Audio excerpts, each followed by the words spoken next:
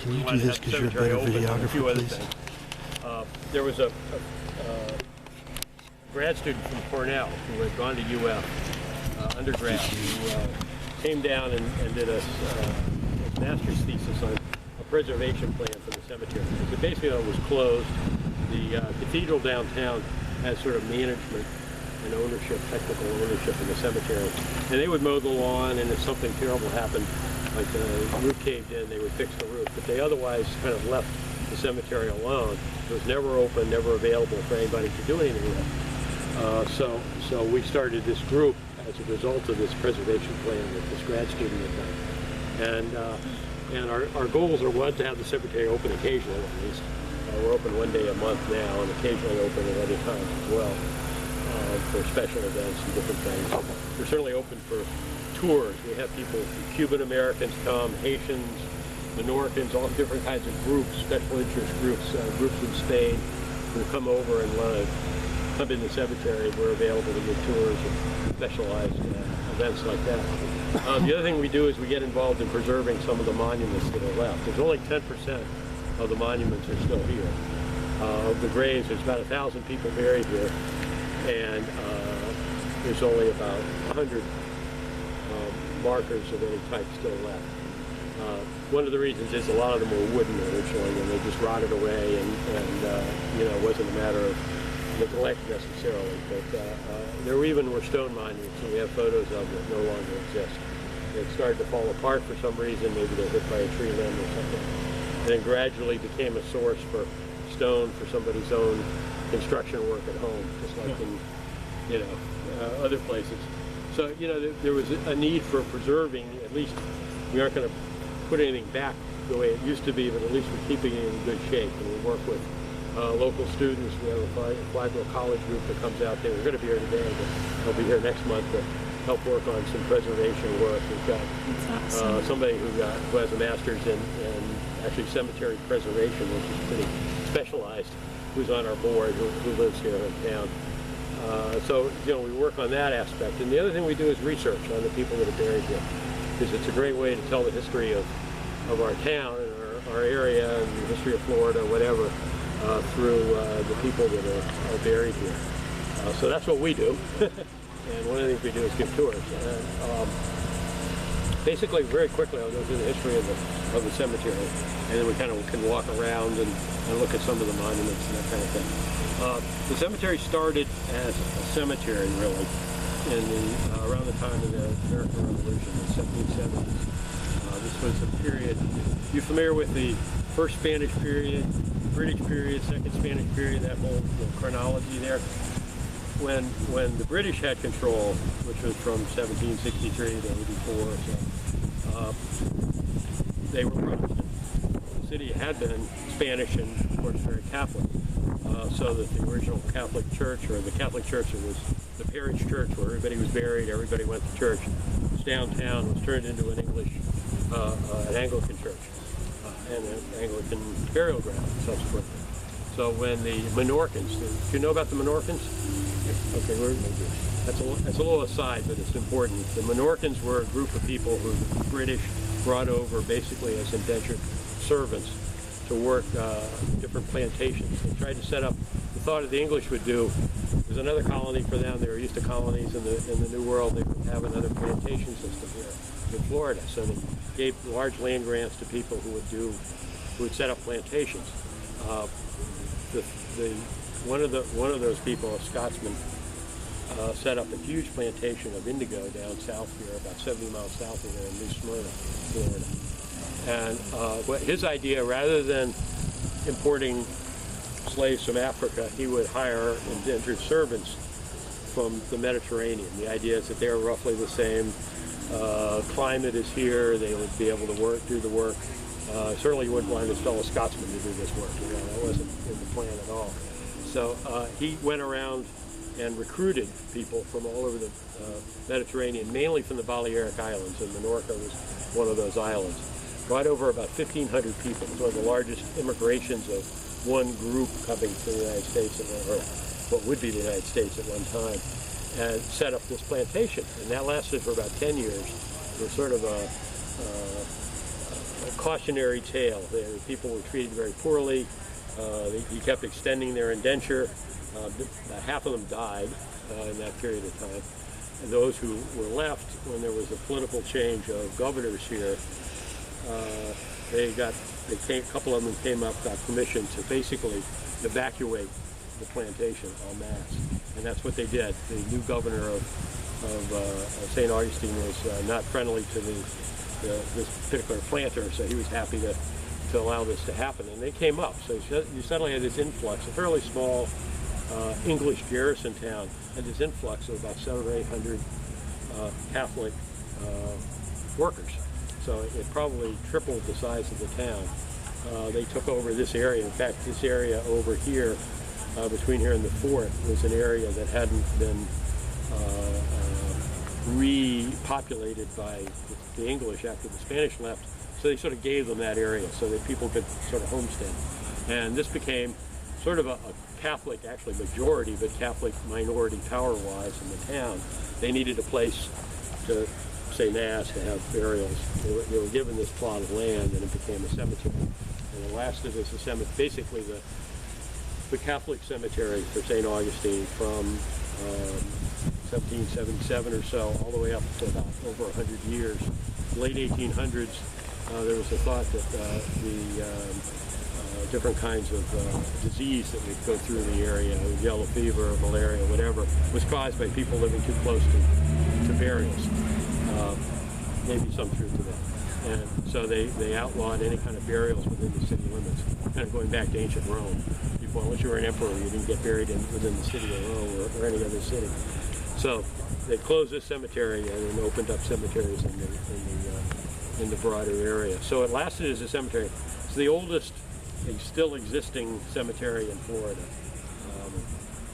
starting in 1777. Before that, it actually was somewhat of a burial ground because it was a refugee mission of Indians who were brought down from the coast north of here. They were originally a mission up there, and they were brought en masse, a small village down here through a number of steps. Eventually, when the English settled Georgia and the Carolinas, they were pressuring Florida and basically broke up the Spanish mission system. The remainders of that mission system all kind of gathered around St. Augustine. And just to give you an idea, this is my orientation right. This is the old colonial city of St. Augustine. There's our fort, which is right over there. And this street right here is this street. That was right along the northern edge of the city, walled part of the city. And then right along Cordova, all the way down south of the plaza, there was like a berm fortification with occasional small little redoubts along the way. And all along this side was, for the most part, marshland. A lot of it was filled in by Flagler back in the 1880s, so we could create more land here. Where Flagler College was all marsh, basically. It was all filled in. He brought fill into. So this was a natural barrier, but there was this border here. What the Spanish did during the second Spanish period, when these Indian groups would kind of come in as refugees from these broken up missions all around Florida and the coast, they would settle them all around the edge of the town. So there were probably at one time 7 or 8 of these small missions all around the edge of the city, and they acted as early warning system, basically. So if there was attack, they would have to go through these different missions. Like Fort Mose. Fort Mose exactly served exactly that way, and in fact was able to stop one of the invasions because they had to battle there as opposed to in town. Yeah, very much like Fort Mose. These were very much right around the perimeter. Several of those have been found archaeologically. I work with the city archaeologist here. We found a number of these through the years, including one on the south end of town. That was a fairly notable one called La Punta was the brief name for it. That's one they just found? It was found about 10 years ago. Oh, okay. That's one they found down on the corner of Bridge in Cordova. Yeah, that's another one. That's another one. They think we found part of that. They're hard to find. Yeah, they weren't very built up. This one actually, we found the remains, basically the post holes for a large church. So what street is this like? This is, I think, called San Carlos. It's just a tiny little, it's on the far end of the cemetery down there, the National Cemetery. It's been down in that part of town. Just beyond that, if you take a right, it's just a small little street. Okay. That was where the wall was, on the south end of town. There was a redoubt right at the corner of, right at the water there, right at the end of the corner of where the National Cemetery was down there. Oh. So just beyond that, actually where the hospital used to be. I lived here long enough where I give directions by what used to be here. But down there's some large condos and things down there now. But there used to be the Flagler Hospital used to be there, and that was where the center of this mission was down there. We actually found about 100 burials because people buried people on the floor of the church. We don't know exactly where, we don't know at all where the church was here. This fellow named Bartram who came through, he did a lot of writing during the British period. He came down and he visited St. Augustine. One of the things he talked about was the ruins at that point of this church. That was a mission church that was here. There was a 40-foot high coquina bell tower that was attached to the church. It's kind of amazing. On this property? On this property. So it was a small village. People lived and sort of spread out around the whole area here, but this was like a small village. It lasted probably about 60, 70 years. Never had more than about 70 people in it. When the Spanish left the first time, when the English came, the remaining half dozen Native Americans that were here left with them and went to Cuba. And so, you know, someday we'll be able to track that down. There are people doing research in Cuba trying to track down the remains. These were some of the last natives from this, real localized natives that were from this area. So that was before it was a cemetery. It was a cemetery until 1884. Basically was closed, and it just sort of became a, you know, a preserved area for all that time until now. So that's the relatively short history anyway. Any questions about that? Why don't we walk around a little bit? Get a little...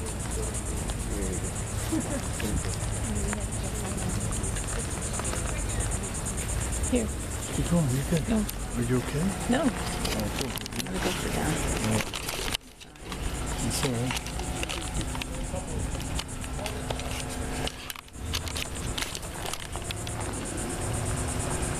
Friend, pick the other.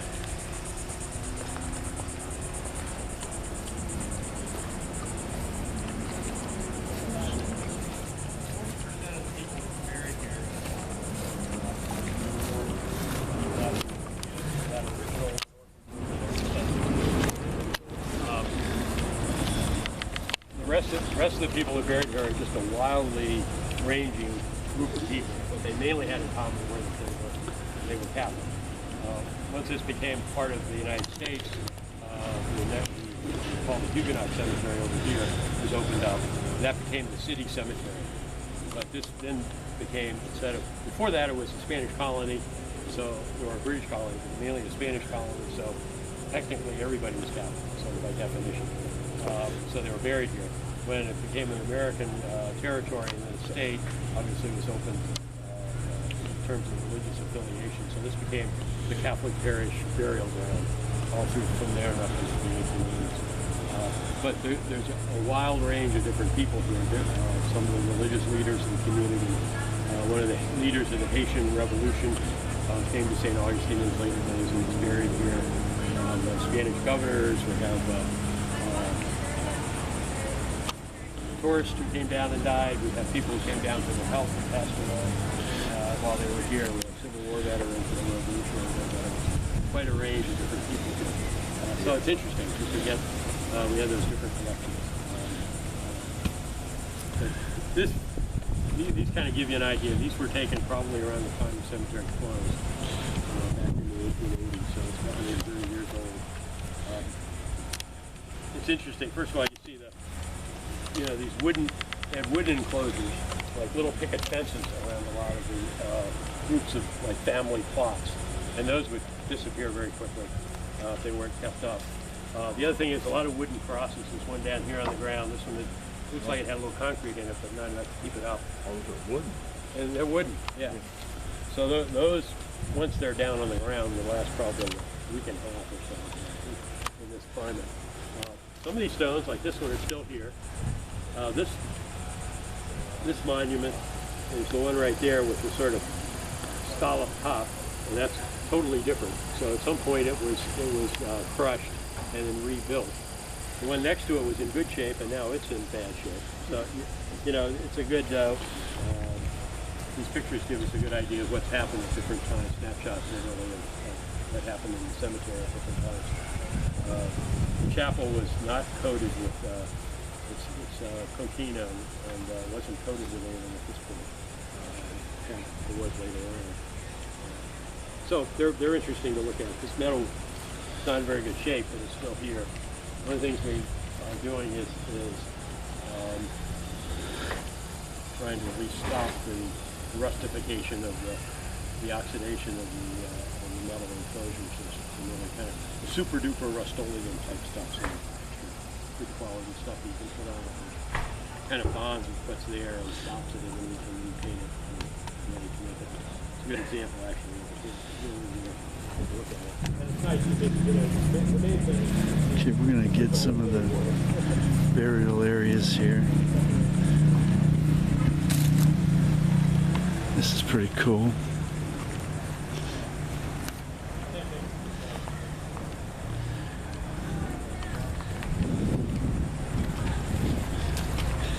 And again, we're in Tolomato Cemetery, St. Augustine.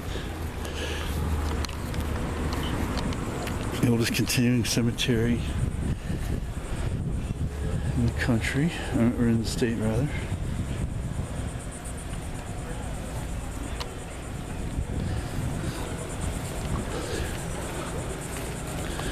These are all the Civil War vets.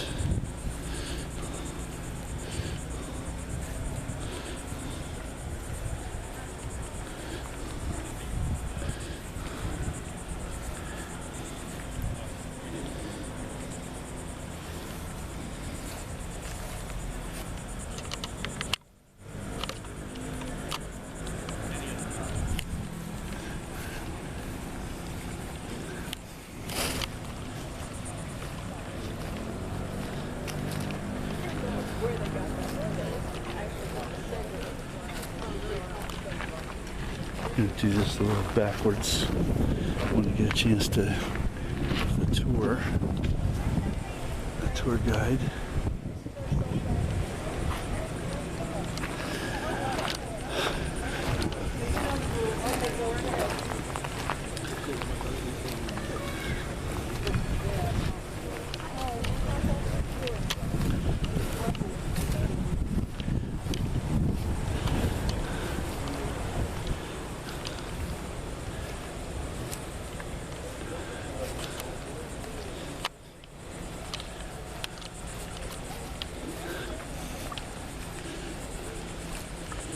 Say at the beginning of the film that there's 1,000 burials here. Only 10% of them are marked.